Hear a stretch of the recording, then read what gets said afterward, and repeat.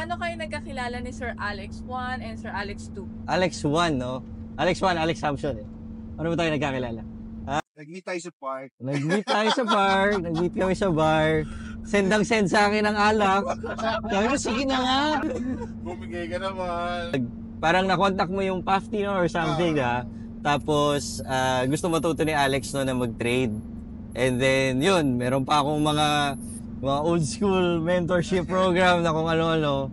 So, ayun, binigay ko lahat ng materials na meron ako kay Alex.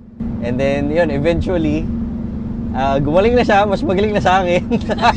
Si Alex Samson actually yung sumalo nung bulk ng work na yun. So for like a year, ikaw yata nagbubuhat ng PAFTI yun eh. So from there, wala, magkasama na kami the whole time. Dire-diretso na kami hanggang ngayon. Like, ilang years na tayo magsama? Ay, gawin ka decade siguro. 10 taon na tayo magkasama magtrabaho. So paano po si Sir Alex? Parang niyaya po kayo uminom?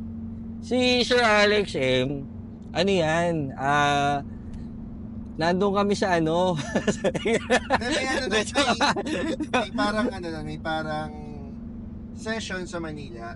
Oo. Then what happened was... Sa Pegasus, Ikaw lang yun.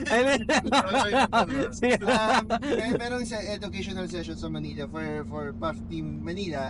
Then nakita niya yung parang group, PAFTI group, then yun, in-invite namin siya. Then from there yun, since open, para siyang open forum, so may mga shinare siya regarding fundamentals na hindi namin alam. Kasi dati, more on technicals lang si PAFTI. So siya yung nag-open up sa amin ng fundamentals. True. Actually, banuo kami sa fundamentals bago dumating si Alex M. Tapos yung una, honestly ako, pure tech ako nun eh. So hindi pa ako ganun ka-open sa funda. Tanong talaga, okay ba yan? Magagamit ba talaga natin yan? Hindi ba pang long term na yan, na ganyan.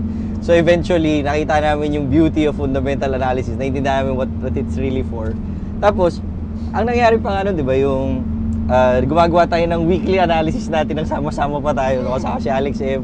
Tinitignan pa natin lahat ng levels natin kung nagsasabay-sabay or something. Terrible way to analyze the market, pero we learned a lot from it. Ang nangyari nun is kapag hindi kami nagkasundo sa isang analysis, discard. Oh, discard. Discard lang. Ang dami na discard. Ang dami na discard. Pero secretly tinitrade mo pa rin mag-isa. Sayang eh.